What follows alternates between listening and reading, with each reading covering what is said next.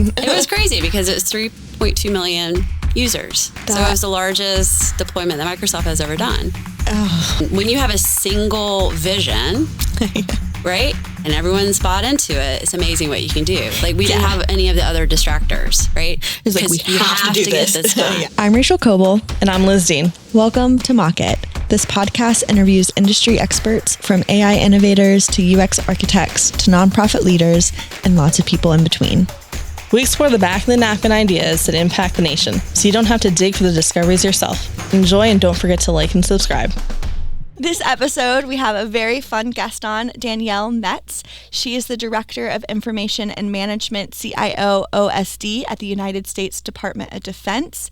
We had a great time talking to her. If you ever wanted to feel a little bit more empowered about leadership and what makes a good leader, this is definitely the episode for you. You also learn a lot about how she even came to DC in her early 20s and what that took to succeed in this town.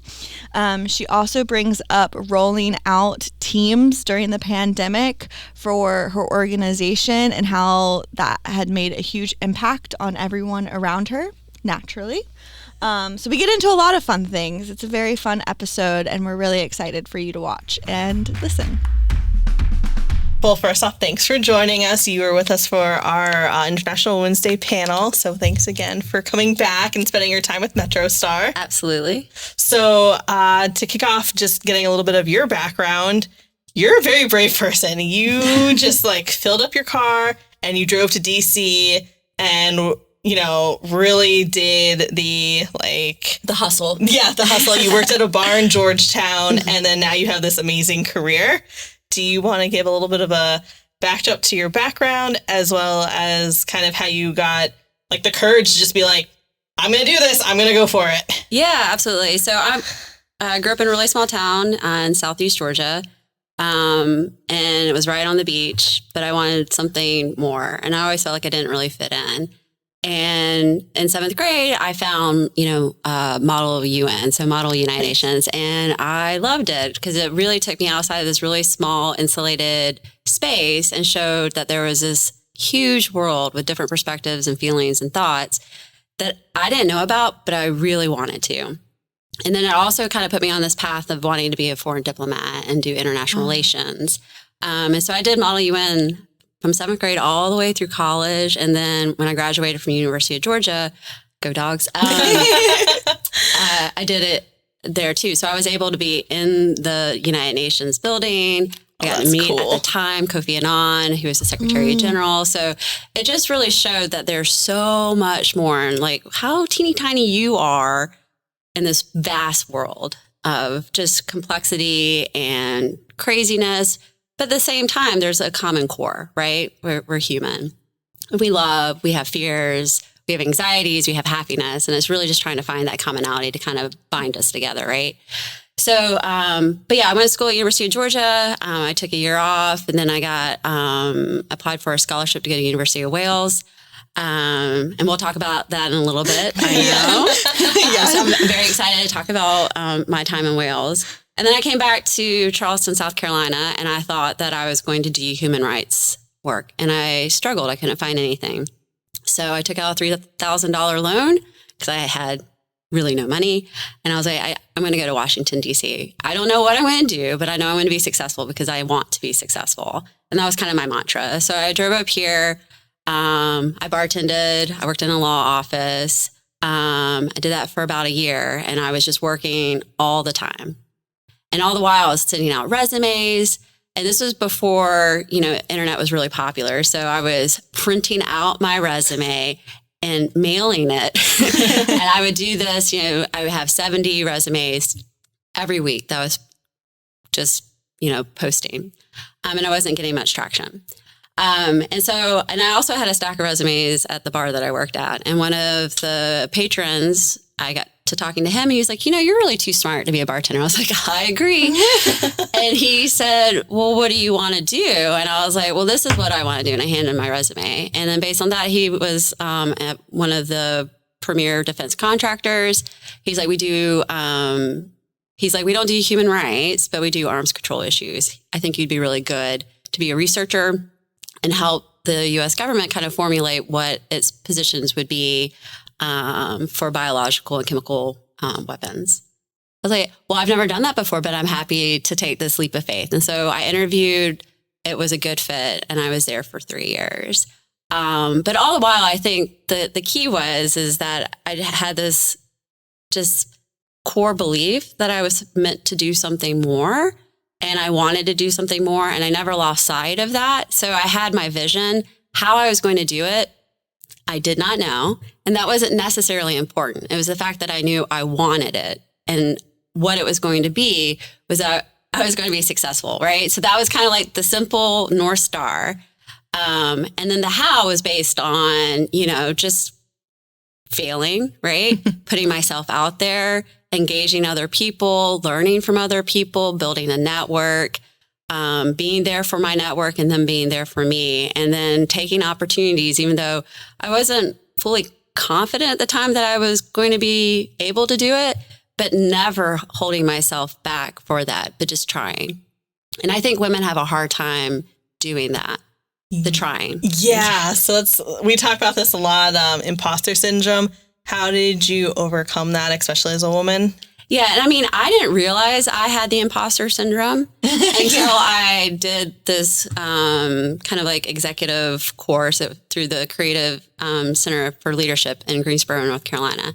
Because you have to take all these types of tests and evaluations and all that kind of stuff. And then you meet with somebody, and she said it, but she didn't put the label on it. She described it. And I'm like, that's me. How do you know? Like, I felt that I was the only one that was doing that. I didn't realize that this was a thing, and that this thing had a name, and that this name applied to a whole gender, right? Because we don't talk about it. We don't. So we were constantly, at least I can talk from my experience, that you have to be good at what you do. You have to be perfect. You have to be exacting. And if you fail, or if you make a mistake, then that's the aha, I told you weren't worthy to do this. And because in the space that I operate in now, there's not very many women. I feel like I'm representing all of womankind, right? And no pressure. That's a huge burden. It's an unnecessary burden to have. And I figured out the way to kind of rise above this is through having like very candid conversations with myself, with my peers, and then with those that are the next generation. And I think being able to share that sense of vulnerability and your fears is really important, because on the outside looking in, it made it seem like I had my stuff together, right? Like I was just this like fake it till you badass woman that was able just to break down doors. And in my head, I was this little girl that was just struggling to keep it together, right? And I didn't want anyone to know that I had this little person inside me that was like, I don't know if we could do this. But I had another little girl inside of me, was my 5-year-old self, who really is a badass. She's like, we can do this. But I mean, I think it's really important for us to have these types of conversations. And as obviously the imposter syndrome is not just limited to women. I think the preponderance is with women.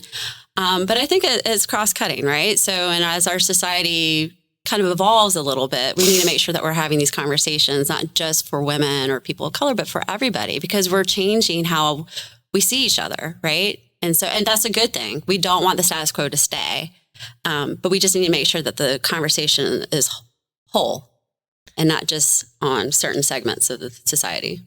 Yes, I feel like the upcoming generations are kind of being a bit better about this. Like women, I always see like on social media, of course it's like trends and stuff like that. They call it like the lucky girl trend or manifesting or things like that. And it's where you're like, I'm so lucky, I'm going to get these things done, or I'm like that. So I'm like, we're just rebranding, not having imposter syndrome, but it kind of makes me excited, because then it makes me feel like everyone can champion their 5-year-old self. Yeah. Absolutely. Which I agree. Your 5-year-old self is always the most badass of all of yourselves. Indeed. So you're so confident in your inclusion of women, people of color, but you also are in an environment that might not be as inclusive just from the environment, that's just how it's always been. Lots of years and years and decades of things to break down first. Exactly. Yeah. So how... like, how are you so confident in that? Like, how are you so confident that you're so open to all this inclusion and like your self-worth, but also the self-worth of others that may not fit the mold of what's kind of the status quo? Because I think change is always happening around us, right? So how do you harness the change to do something systemically good for the greater good? And I think by having those conversations and practicing what you say is really important. So I am inclusive because I want to be included in conversations too, right? I listen because I want to be heard. I think I value other people's opinions because I want my opinions to be valued as well. So the practicing that I do because of how I want to be treated is how I treat others, regardless of who you are. And then through that, I think it's really important to have like a connection, a personal connection. So then it makes the person a person, right? And then they are endeared to you as you are to them. So for instance, like for my team and then like the coalition building that we do, I make an effort and a point to get to know each and every one and have a personal connection and then ask about, what motivates them, what drives them, and to be able to have that. And so it's not a transactional conversation or engagement or interaction. We're people, and that's how we're able to drive everything. And through that, those small changes in behavior and inclusivity of that, you start seeing a change in the status quo. And it takes time. It's not going to be a remarkable boom, right? But in the 10 years that I've been in the Pentagon and the almost 20 years that I've been doing the work that I've done, I feel the changes. I see the changes and I'm really proud of the changes. But I'm not going to stop because there's so much more that needs to be done, right? You're very cool. Like, you've worked in the Pentagon, you've worked in the White House, you've been around some inspiring individuals that have led the country in various aspects. Like, you're just really cool. Thank you. I didn't really have a question. It's just a thought there. This is like, I just need a word vomit for a second. As you're talking to your entire team, I know that we often talk about mentors, and I know one of our questions was if you had a specific mentor or influence in your career, which I think is really important to talk about. But have you also met someone like younger than you or greener in your career that ended up almost being a mentor to you in the influencer space because they just brought a whole different, because we often think of mentors as someone who's like had a longer career than us, but have you ever had one that was greener? I think all my opportunities where I get the privilege of being a mentor, I'm learning, right? Yeah. So, because that's just how it is. And so those are the engagements that you get to have, those intimate conversations, because you're really talking about, life and your personal life, and you're not compartmentalizing things. And I think that's really important to recognize is that when I show up to work, it's not just work Danielle, it's all of me, all my emotions. And I'm present, right? But I'm putting grace on myself for all those emotions, and I'm also extending the grace to others for that. But I think it's just really important when you have a mentoring experience, and I have a lot of mentors as I've grown, through my professional track that I'm still in contact with. But those relationships have changed because many of them have retired. So now there's personal mentorship, right? They're grandparents now. So I get to hear about like what they're doing with their retirement and their grandkids. And it's just like, it's a richer, deeper connection. And to me, that's just incredibly, invaluable. And I have both men and women mentors. And I think it's really important for us to be able to have that. And you can have different mentors in different stages of your lives. And sometimes you may not be able to keep that connection for whatever reason. But if you are, it is such a special thing to have happen. And I always find inspiration in the younger generation because there's times, I even said this earlier today in a meeting where I got frustrated. I was like, my resting place is optimism.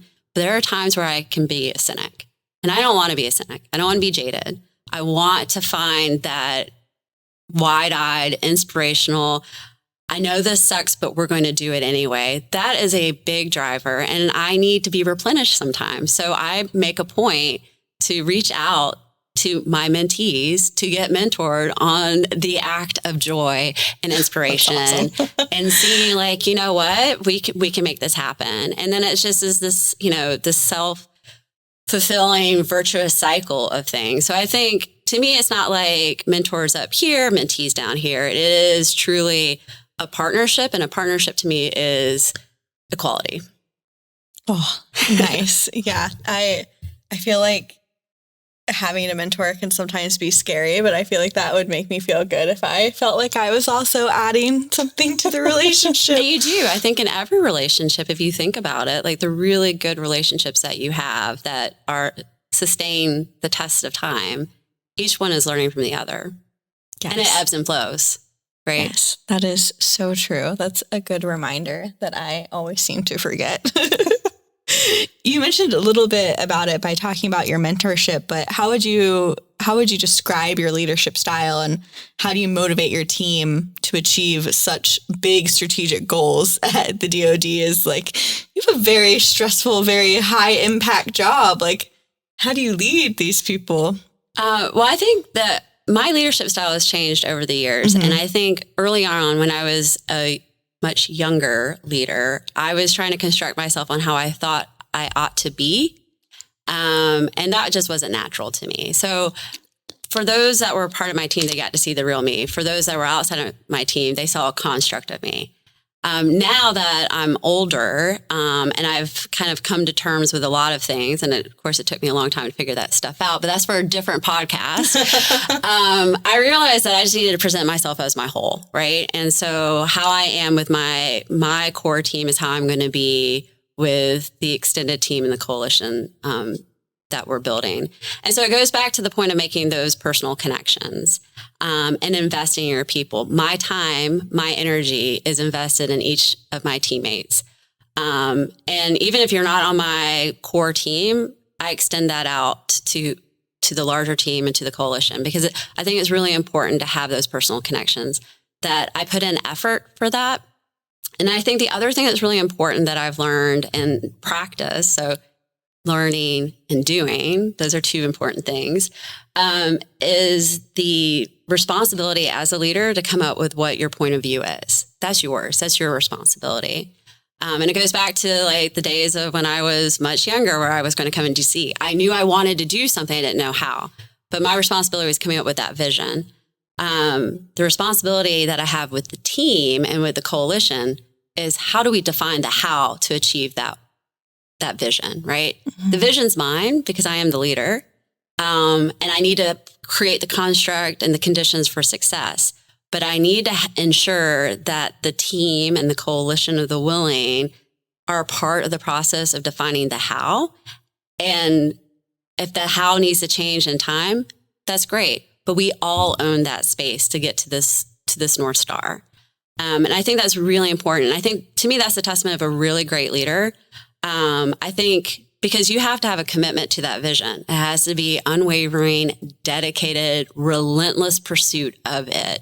And the energy that you have for that is matched by the team and the coalition that see the value in achieving that, and that they are a part of the process to make that happen, that they have a sense of ownership, they're empowered to do it, and they're able to do it. And I think if I have to say what my leadership style is, it's effort, right? Oh, so good. I feel like the world might be a better place if that was a lot of people's leadership style, just effort. Yeah. It sounds like the bare minimum, but it's not. Yeah, right?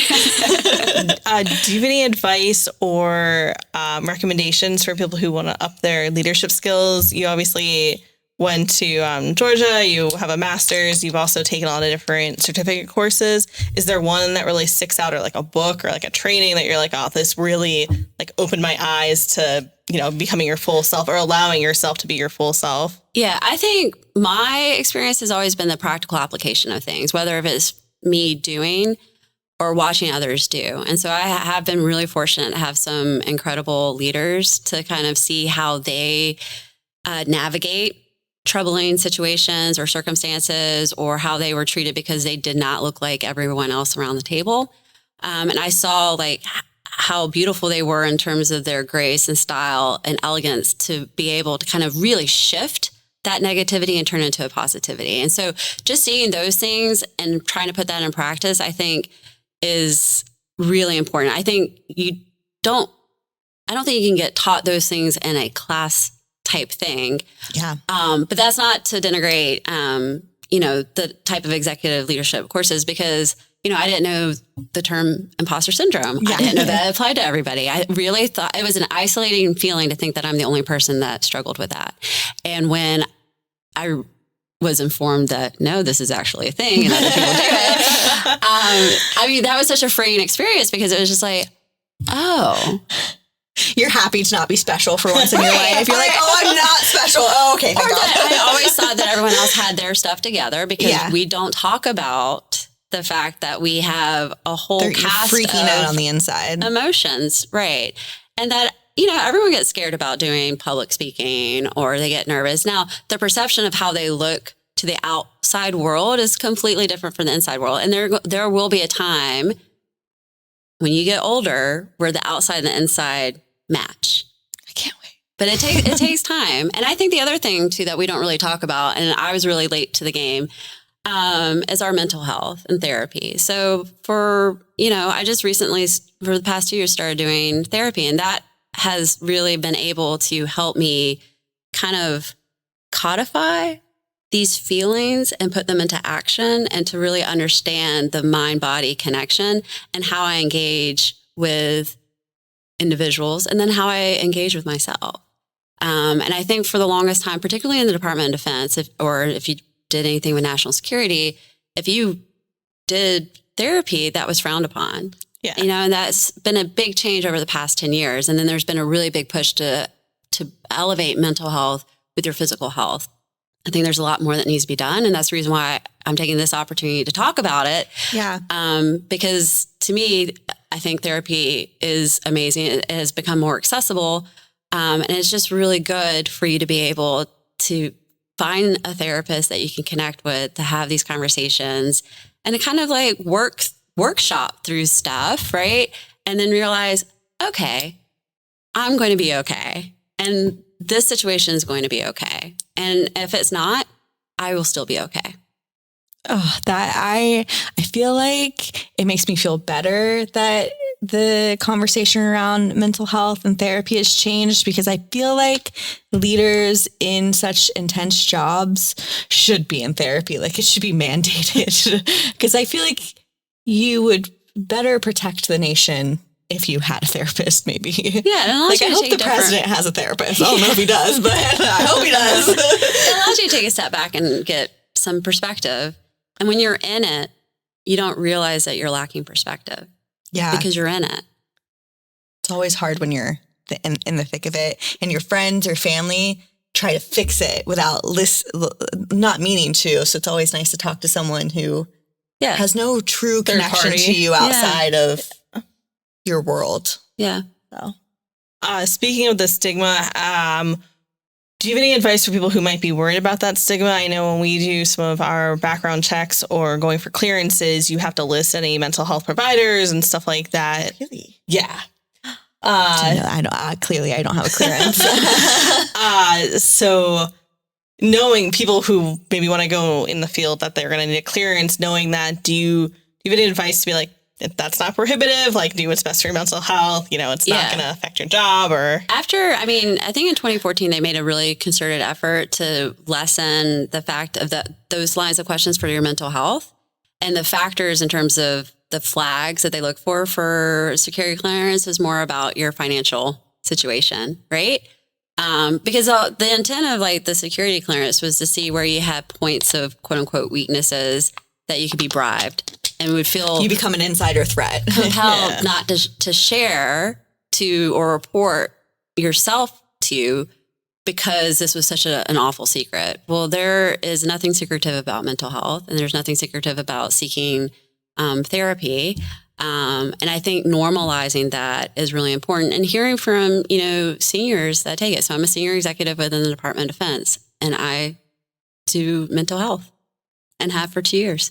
And I wish I had done it sooner. And I'm talking about it because I just think that that's how we get to the point of normalizing it. Nice. I feel like a lot of people started to go towards a mental health and therapist after COVID because that was just such a mind-body experience that everyone was like, I need to take a step back. Yes. I need to reevaluate some things. Exactly. Yeah. Which for better or for worse. I guess. I always hate thinking of like a positive from the pandemic, but I guess that's a positive. Yeah, I agree with you. You don't want to think of the loss of life, but then have a positive. So I agree with you. I know we're 4 years removed, but speaking of the pandemic, is your team hybrid at all? Or because absolutely nice, okay. Because I feel like government, medical, some fields you feel like they flocked back really quickly. But do you find that it's nice to be hybrid, or do you find that it's changed the dynamic for better or worse? Well, I think to me, I think the problem with remote work or telework, or not a manager physically seeing their employees, is a management issue. Yeah. Right. So if you're not having your teammates produce, that's on you. And whether they're in the office or not, those scenarios and situations and use cases will exist. So how do you manage it? It's a different topic, I think, than the ability to do a hybrid experience. And so like for my team, we absolutely do hybrid and remote. I'm a big believer in it. I was a big believer before the pandemic. When the pandemic happened and, the world shut down, the Pentagon almost shut down, but didn't. But all of our systems were built for people to be inside the building. Mm-hmm. So the networks, the phones, everything was crashing. It was my team that helped deployed Microsoft Teams so that everyone can work. Now, I had to go in and work every day for that. But that was a sacrifice I was willing to do in order to ensure that after 60 days, we didn't need to bring people back in, that they were able to execute their mission. And that's not true for everyone. There's certain, like intelligence and operations and stuff like that.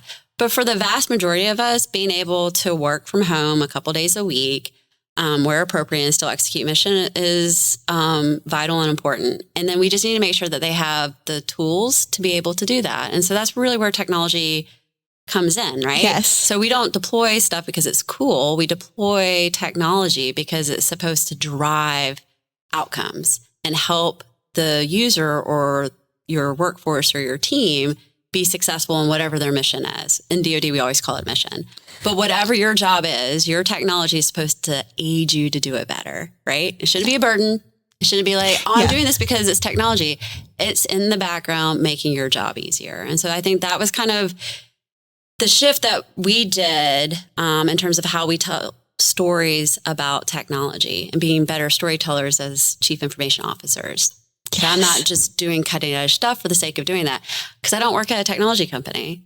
But what I need to understand is that cutting edge stuff. Sometimes simple is the most important. Always. Yeah. And simple is hard. Simple's so hard. Simple's hard. Like, I'm sure implementing Teams felt insane. It was crazy because it was 3.2 million users. So it was the largest deployment that Microsoft has ever done. Oh. But we were leveraging, contacts and networks that we had in place, like people networks that we had in place. And when you have a single vision, right? And everyone's bought into it, it's amazing what you can do. Like we didn't have any of the other distractors, right? It's like, we have to get this done. So it was all hands on deck. And that was another thing that reinforced what I said earlier about a leader having a perspective, a point of view, a vision, and then being able to rally everyone around it. So we had that vision, if you use the example of we had to deploy Microsoft Teams. How we were going to do that, that was the whole effort of the team to kind of work through and come up with. And there was times where we failed and we had to scrap it and redo it, but we never lost sight that we had to deploy Microsoft Teams and we had to do it by X date. So that really was a profound impact on how I envision leadership. And I think the other, since we were talking about positives with the pandemic, the other thing that I think was really important, at least for me, was that as leaders, you had to be empathetic. Yes. Right? Because we were so compartmentalized before because we showed up as work Danielle, work Liz, work Rachel. No one really talked about like what else was going on in the background because they didn't have to because you're coming in for this. But when we were working remote, you see your entire background. Right. Yeah. Like my 1-year-old son was coming in, right? Dogs are barking. People are like, I can't hear you're not muted. You're really hoping your husband has pants on. Right. But it was able to, it broke down those compartments, those barriers. And for a really good leader, you were able to see the person as who they were. Yeah. And then you were able to present yourself as who you are as a whole person. And then based on that, you're able to have more tailored, flexible, practical policies to ensure that your workforce is going to be successful. Yeah. And I think empathy is an important trait to have. And it's something that sometimes gets diminished and definitely gets diminished over time. Yes. Thankfully, I have a very empathetic manager. Oh, same here. So using the same example, very, very, very high stakes. No pressure at all for 3.2 million users getting onto a network and also the military. Yeah. How did you handle it and how did you get your team through that? We were very connected. And I think it was because we had been connected before. So it was going back to my investment and my effort and building the team and then sustaining it. And then we were able to continue to sustain each other. And then I think also too, that's really important is that, my decision-making is really transparent. So I want, when I need to listen to everyone to be able to help formulate that decision, that is. And then I also take the opportunity to explain how I came to the decision so that everyone can understand that. And I did that not only with my team, but I also did it with the extended team and the coalition so they can understand what was going on. And I think there's comfort in that transparency. And there's also a level of respect, right? That they're valued, their opinions are valued. And even though I might not have taken whatever they had offered, I still listen to their counsel. And I think that reinforces, right, that empowerment. Where then you feel, kind of compelled to want to do more because you're seeing your actions combined with others do something that had been done before. And I think that's just something that is really self-satisfying. And then for a team to say that we did this is even more amazing. Oh, I bet it felt so good to be able to let people be remote. I bet everybody had well, then we had to, because that was a temporary solution. So then we had to come up with the enduring one. So it was just, but I think it's really important for us to take inflection points and celebrate the victories because those victories are far and few between. But when you have them, they must be celebrated. Yes. And then you recognize, okay, on to the next. Right? So you just keep building. Yes. Speaking of on to the next, I'm sure you are having to deal with this. How are you handling just the influx of large language models and the ChatGPTs of the world and deep fakes and all this new, really scary, helpful, all the adjectives you can think of tech? Is this now what is truly on your plate all the time thinking about all the crazy things? It's really not. Oh, good. And I'll tell you why it's not. I'm obviously very aware of it. Yeah. My team's very Who's well not aware of ChatGPT? Right. But I think as it relates to the space that we're in, it's really difficult to take advantage of cutting edge technology because we don't do basics very well. And what I mean by that is the networks that we have are overly complicated and legacy. So there needs to be a simplification of that. As it relates to our data is dispersed every which way and siloed in physical servers. Mm-hmm. The lexicon is all over the place. There's no data, no way to really curate your data. So you can't really do machine learning or generative AI if your data, if you don't know where your data is, you don't trust your data, and it's all over the place and it's not interconnected. So there's a lot of, I think, fundamental building blocks that and that's what my team and I are focused on as it relates to the workforce that we're responsible for, is getting that network simplification, understanding the inventory so that you can come up with executable implementation plans that are resourced, and constantly building upon each and every one. So you can't do everything all at once. So it has to be sequenced. And then you just have to be relentless in that pursuit. And I think those multi-year type efforts, there's times where people are like, oh, we're still doing this, right? When a leader says that, you have a problem, because then that means it's not getting done and it's not a priority. And these are really big things that you need to be able to do. And then I think the other thing that I learned, again, from the pandemic. It was a very big learning experience for everyone. It was. And it gave you time to, whenever there's a tragedy, it's an anniversary that's mourned or celebrated or just remembered, right? Yeah. And I think the remembrance of it allows you to have another inflection point so that you can see what you did, how you presented yourself in that situation, and how you can do it better moving forward, right? And so that's what we have done, is those inflection points. And even though we did some remarkable things, and I am definitely not taking the shine from that, there were things that I didn't do well. And part of it was that we didn't ensure that the user really understood the technology to maximize the technology that were at their fingertips. And we didn't change policy because we just didn't have the time, and we didn't go back to do it. So in my new role as the OSD CIO, those are really two big, goals that we have, is to ensure that the workforce really understands and maximizing the technology. And so that is a lot of communication. It is a lot of customer focus, engagements at each echelon, from the person who really is hands on keyboard all the way up to the senior executive or the general officer, the flag officer, to the deputy secretary of defense. They understand the technology is here to make them do and be better.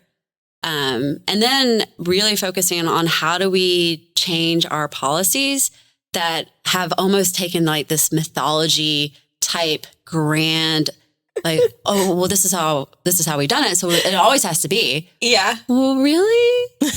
So it's just kind of, but again, there's a lot of communications. There's a lot of listening sessions that you need to do so that people feel heard, that they're valued, and that they're part of the process to evolve us to the next level.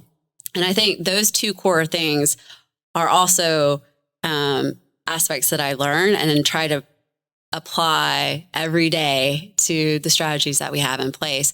And if we're able to do all that right, then you're able to leverage your cutting edge technology. Yes. You know what I mean? Oh, that makes me feel great. I feel like Ollie, who's our CEO, never ever likes to use the oh, we've always done it that way. I feel like he's always like, find a new way, whatever works best.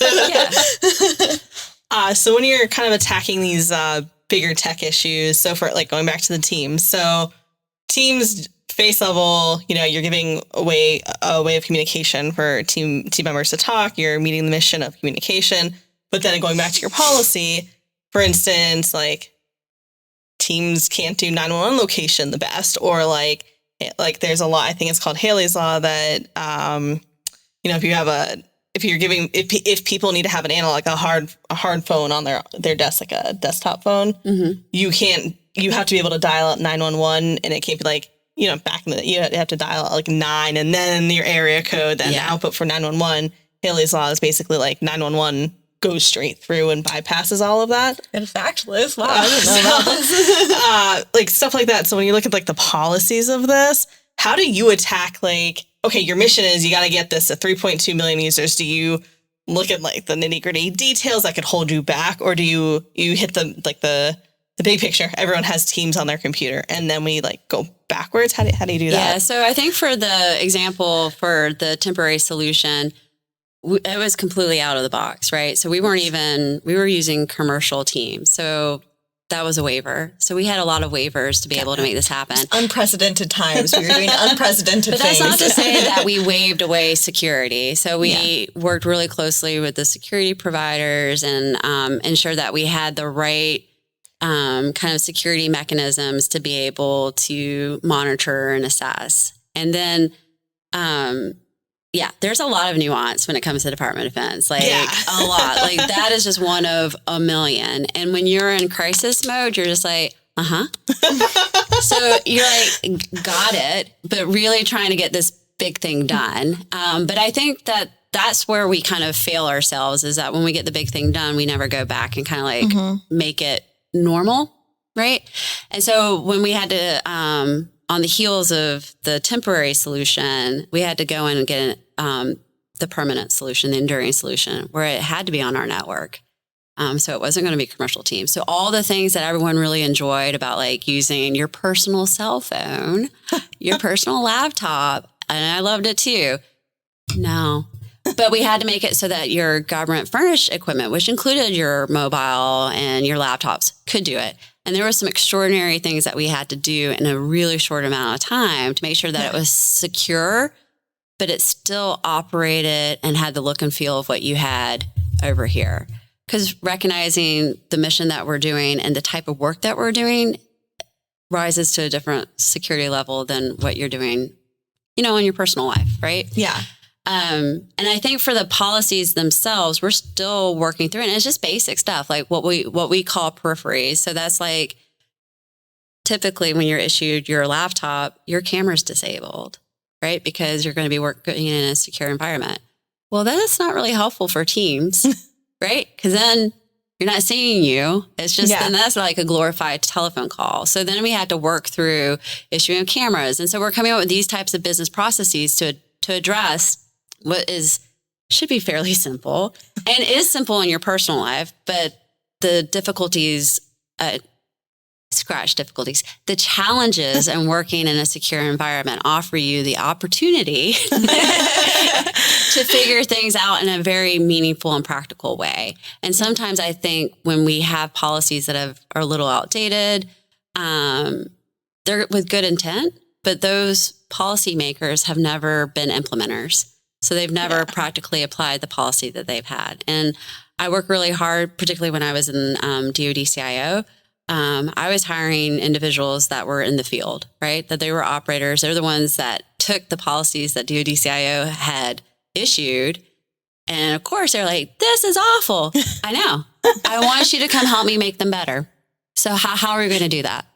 Yeah. And then I was like, and then I want you to help me figure out how I'm going to streamline these processes so that we can staff it quicker. So I want to take your criticisms and I want to put them into action. Man, talk about leadership right there. It's like, I know it sucks. Help me. Yeah. So I think that's how you get better policy, is for people who've actually had to implement policy. So it's not like a theoretical academic type thing. Yeah. Right. And I mean, and I'm not disparaging those who purely live in an academic, it's just a different world. It is. And I think there just needs to be a merriment of that and practical application. And I think that's true about anything in life. Like, it's not one or the other, it's an and. So you strive to find an and. So how have you done that with technology and policy? Like, I feel like you're so eloquent in how you're describing all of this. In practice, how have you been able to do this, keep your sanity? I know. I mean, I think I have a great sense of humor, which is really important to make yourself laugh. But it's just one of those things that you have to grind through it. And it's not a one and done thing. It's a constant type thing. Because once you actually have your policy in place, it's probably going to be obsolete, right? Because it took a while for it to get there. So you have to be able to find mechanisms to allow enough flexibility to allow for the dynamic changes that are taking place, particularly in the technology field and how we use technology. And you think about like the generation that is coming up, they are 100% digital natives. Yeah. They're not. They know nothing else. They say they answer the phone like this instead of like this. They are not like me, where I grew up in between, right? I didn't get my first email address until my freshman year in college. Mm-hmm. We had computer labs. But I'm also fairly savvy on technology because I had to keep current. And as technology became more and more available, I was like, it just became normal. Yeah. So we have to be able to figure out, and the workforce, particularly in the government, is vast in terms of age, right? So we're trying to recruit the next generation, workforce 2030. But we also have people that are older than me too. And they do things differently because of what they consider normal and how they experience life. So as a CIO, you have to understand the totality of your workforce and then be able to try to customize your storytelling and your talking points and your communication to be able to accommodate all of that, right? Because Workforce 2030, they're not emailing. My boss loves the email, right? Doesn't know anything about Teams or how to chat. This person does. And I'm in the middle, right? Like my generation is in the middle. It's able to do both. So like, how do we take being in the middle? That's such a fun place to be. The middle child. Right? You see it all. And then you can see both sides. And one's not right, one's not wrong. Yeah. It's just that is how they see how they do stuff because that's what they know.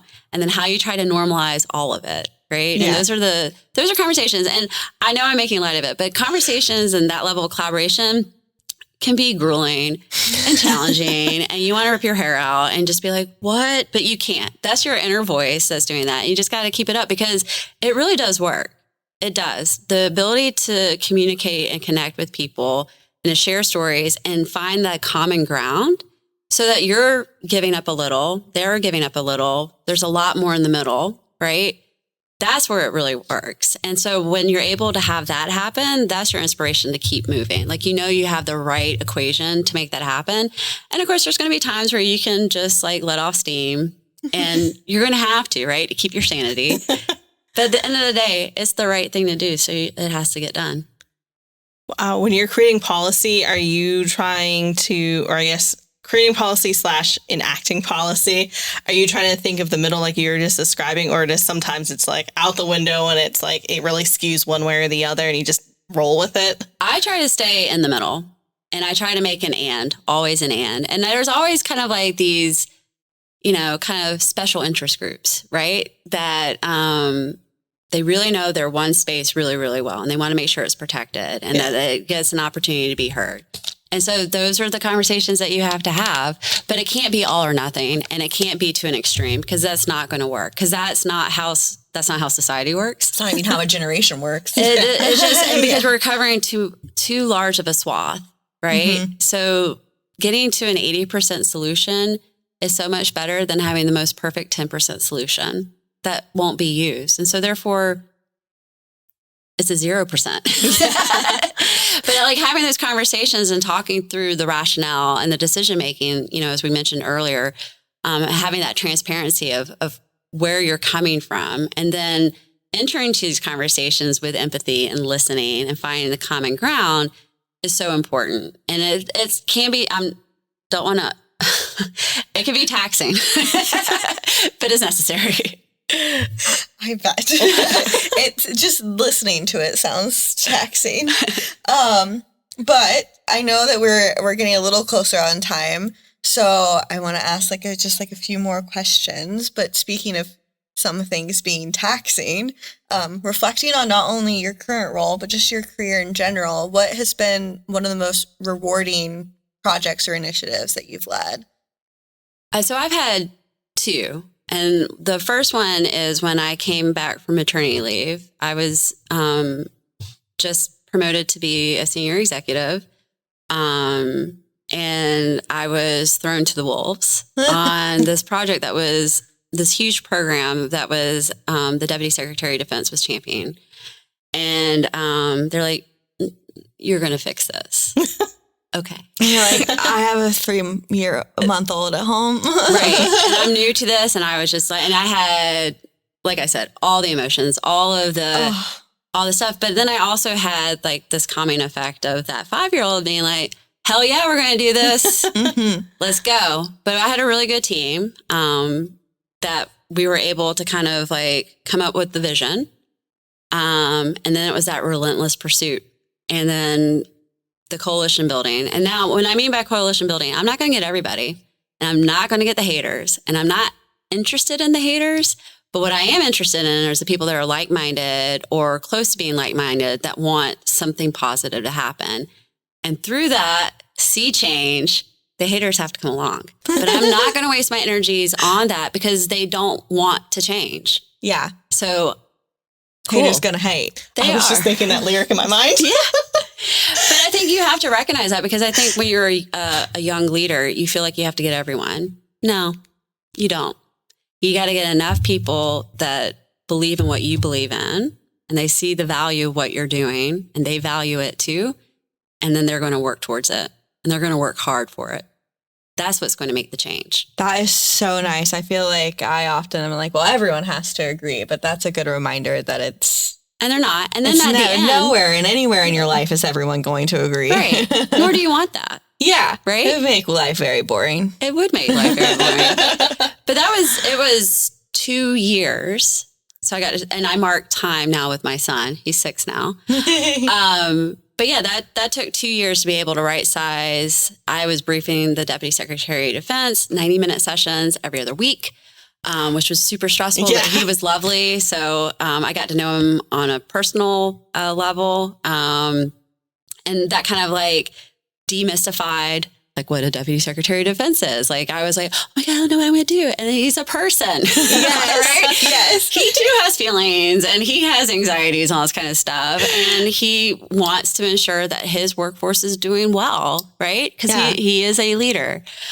So that was a very significant, poignant time. And then of course, the second one was, I mean, I know we talk about the pandemic a lot, but it was life-changing. It was life-changing, but I think the fact that my team rose to the occasion 3 times in the course of those 2 years and things changed all the time. Remarkable. Yeah. And I'm super proud of that and being a part of both of those efforts. And I think both of those efforts really crystallized to me kind of like what I thought a leader ought to be. Yeah. I came into my own, which is really important, right? And then it showcased the value that I have, not just for the mission, but for the people who I work with and for, and ensuring that they are taken care of both professionally and personally. And because of that, it was also by extension, they got to take care of me too. And I didn't used to accept help like that. But that's the only way a real relationship works, right? So I definitely learned a lot and I will continue to always learn. I tell my son that. I was like, the moment that you start learning, you're boring. Yeah. I love that. I hope you told him that. Yeah. Don't be boring. Yeah. Because he's like, well, you don't know everything. I was like, no, nor do I want to, but I want to strive to learn. So he's like, oh, okay, Mama. It's a good life lesson for your child. Yeah. I'll teach my baby girl that. You should. I'm like, don't be boring. One of the things that you've mentioned throughout our conversation is you always come up with a vision first. Do you do that on your own first and then you come into the meeting with your team and are like, well, this is kind of like what I think? Or do you do that collectively? It seems like you do a lot of collective stuff, but I didn't know what's your... what steps you have to go into that meeting? Do you have anything like the vision's mine. Okay. It's always going to be mine. And I learned that early on that's really important because that's my responsibility as a leader. Got it. And it's always something very simple, right? It's not like this, well, here's my manifesto. I want you guys to memorize it, right? It's a thought, it's a direction, it's the North Star.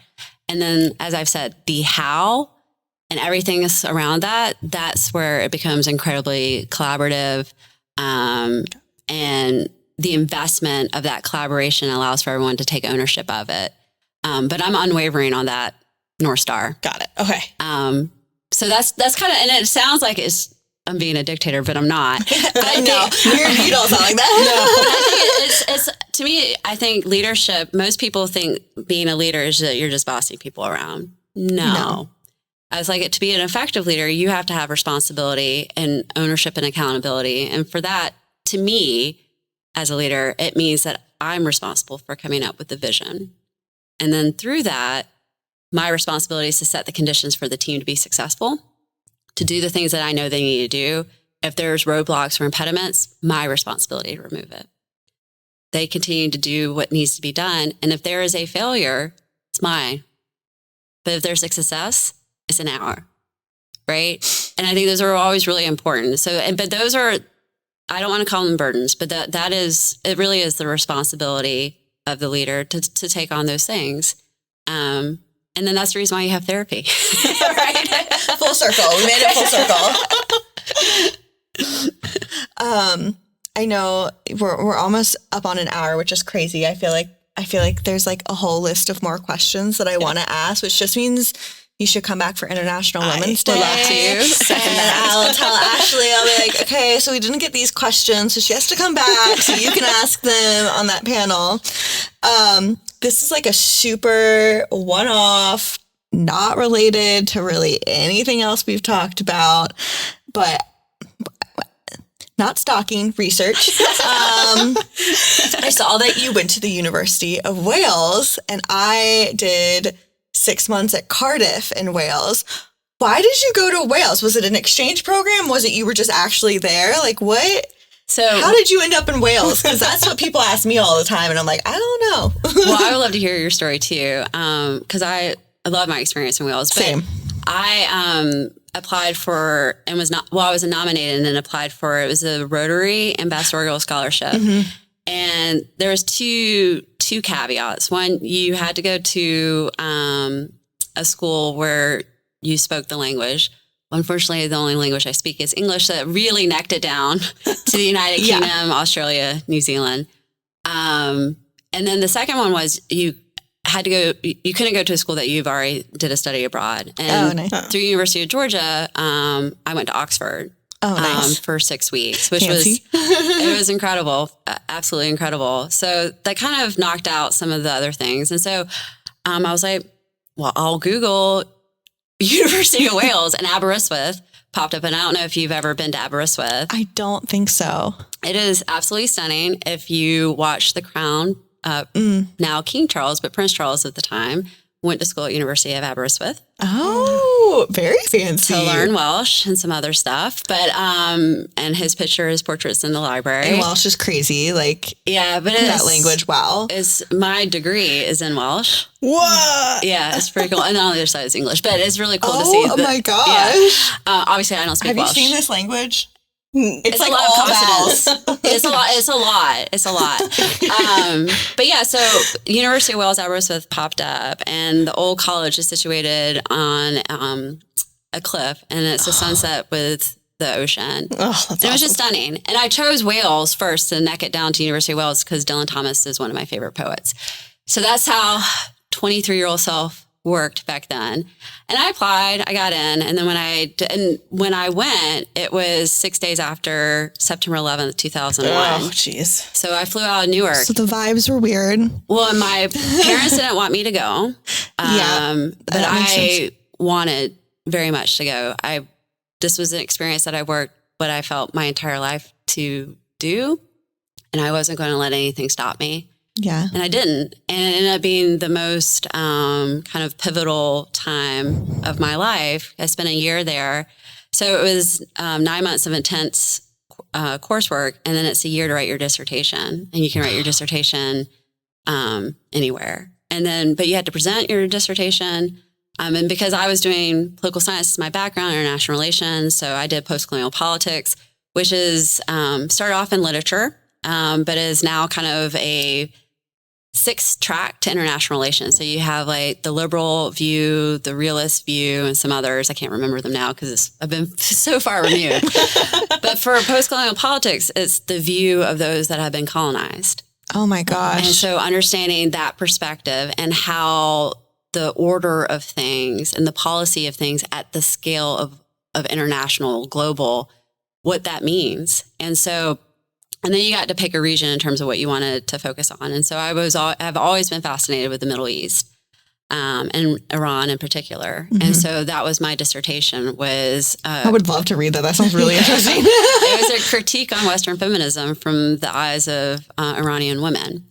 Oh my gosh. And it was a constructive critique of that, but it was really showcasing. And if you think about it now, you can see a pattern now that I look back of things where it was trying to get to a point where there was more commonality than not. I mean, obviously we're all different and unique and should be respected that way, but we're also human and we do have a lot of commonality. Yes. So how do you break away the things that make you different for the opportunity to connect with somebody who's different from you, whether if it's by looks or feel, perspective, thoughts, what have you, and to recognize you're a person.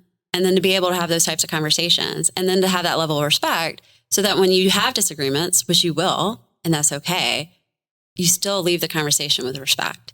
And I think that's what's missing a lot in our society right now is that we feel entrenched and we feel like our feelings are going to hurt and that we want to be heard. And for the longest time, we haven't been heard. And so that's the reason why we make a point to be heard. But we also have to listen. And I think that's the balancing act that we have to present to ourselves. And it's just, it sounds daunting, but those are practice opportunities, just like what we're doing here today and what you can do, you know, in your personal life and then your professional setting. And it's just a recognition of how things were doesn't mean that's how they're going to be, and that you could be a positive change agent to be able to make positive change happen. So, wow, you got a lot more out of your college experience in Wales than I did. You got a lot of life lessons. But it was trying times too, because I was one of 3 Americans. And I didn't. Same.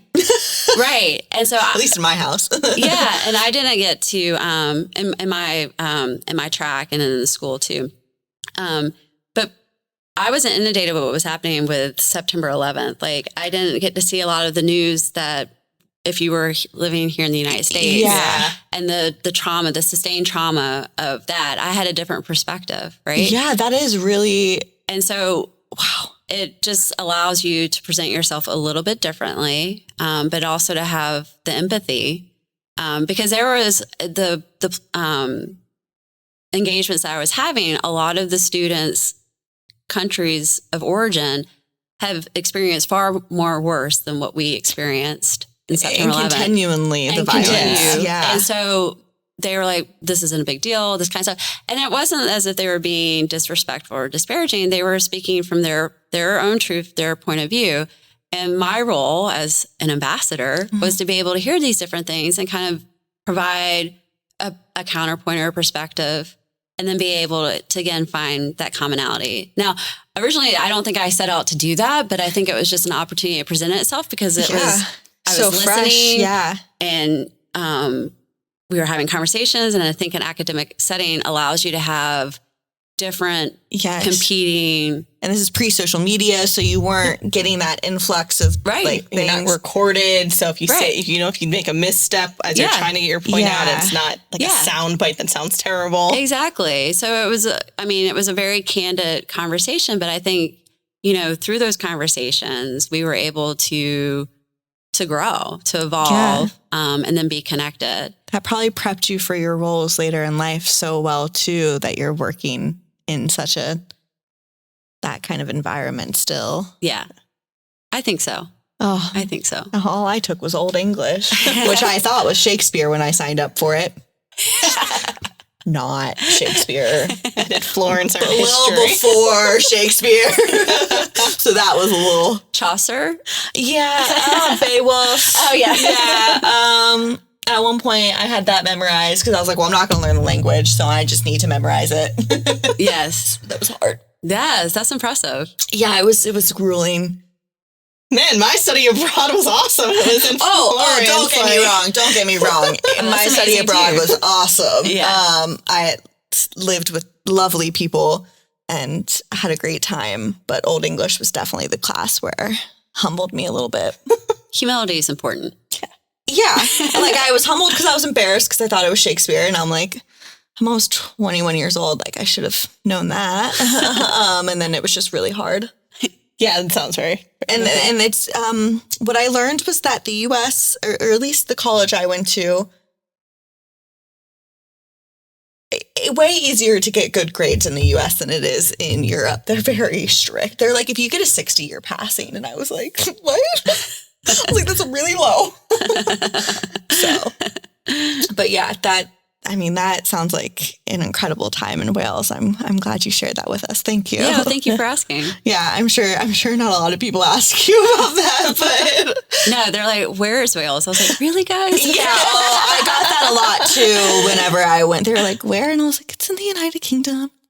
Yeah, right there. Yeah. It's not Ireland. Yes. that was a lot of people thought I was like on an island, and I was like, well, I am, Metaphorically. Not separate. Yeah. So that really popped out on me when I was doing research on you. I was like, oh, hey. Liz, do you have any last questions before you take away the ending? No, do you have any last words that you want to share before we wrap up? Well, I think because we talked about motherhood, and I know that you're expecting. Soon, I don't think we've ever specifically said on the podcast yet that I'm pregnant. Oh, I'm sorry. No, it's been very alluded to. I'm not hiding it. I was making a joke that people who watch the YouTube are probably like,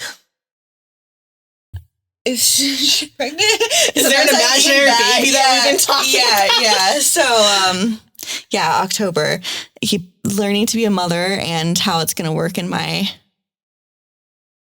work life has been insane, but I have lots of other mothers who are helping me along the way. And of course, every time I talk to somebody else who is a mother, it makes me feel better too. Yeah. I mean, I'm not going to understate the difficulty that you're going to have, because you will. But I think the advice that I would impart to you is this: two things. One, you do need to trust yourself, because you know more than what you give yourself credit for.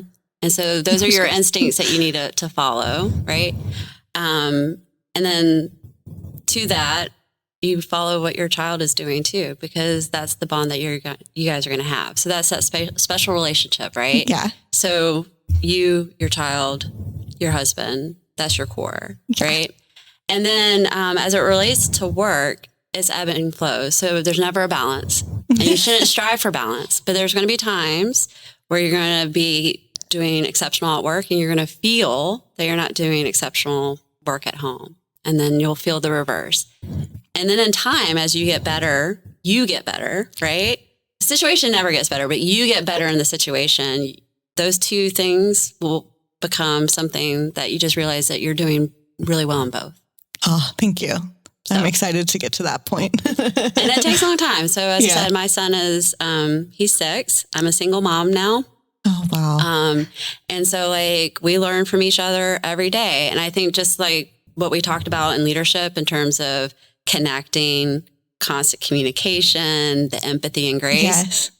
It's how you present yourself to your family too. And they'll learn, right? And they'll also be that to you. And it's a really rewarding feeling. And I don't know, Liz, if that's how you feel too. Yeah. I mean, I feel like I've been very, very lucky. I'm like a really happy, motivate, I want to be everyone's cheerleader. That's just how I am as a person. And I feel like it's been awesome. Kate, you make me excited to be a mom. Kate is literally the best thing that ever happened to me besides being my wife. Matching outfits that's not important to actual anything, but your matching outfits are really cute. We match a lot. But that's amazing. Right? Yeah. I did not think I was going to be that parent, but Old Navy really gets me on their family matching outfits. And I think honestly, MetroStar has been awesome. I've had only support at MetroStar. All of my bosses have been great. My colleagues have been awesome. I've gotten great words of wisdom, both from all gender, my male bosses, my female bosses. And no one said anything weird. Yeah, no one. Which I was expecting. And I was like, thank God. Yes. Yeah, you guys are all being super normal. I love that. Yeah. And then, I think I also, just like you were saying, your core of, you and Rocky and your kid, my wife is awesome. Erin is, she's perfect. So then, we just have this, great time, and eventually one other kid, and just now we're just gonna throw chaos into the fire. Why not? Because you got it solved, so it's time to amp up, right? Yes. let me pop this one out first, and then I'm at that stage of pregnancy where I'm only child. Oh, I was in the. But I'm sure my mind will change. In the after the recovery room, I was like, I could do that again. I said that to Erin. That was one of my first things I said to her. I was like, I could do that again. Let's go. You're making me feel better about a C-section too. Yeah, C-section's great. Scheduled C-section. Yes.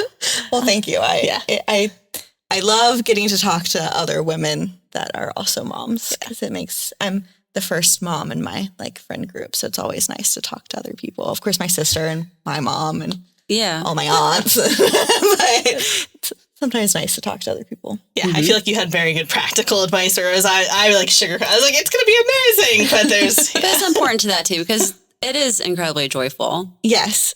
And Yes. I'm kind of excited I'm really excited to be a mom. So I'm excited for the ands. Yeah. So we also, you guys didn't do this, but we also have we did like the millennial thing where we got a dog first. And like, I feel like. Yeah, I didn't do that. My husband kept denying me a dog or a cat. You're going to win that battle once you and Florence team up on him. Oh, Florence and I are going to team up. That's another thing I'm excited for. I was like, he's not going to be able to say no to her. You play that angle. But yeah, so thank you very much for joining us. You are an inspiring, brave, formidable woman that I feel like I just like drank from the fire hose of inspiration today. Thank you. So that was a good exit. Wow. I gotta come up with some more now. Like, oh, she got the adjectives on deck. So thanks for joining us. And then for anyone who's watching or listening, don't forget to like, subscribe, and follow us and keep up with our podcasts. So thanks again.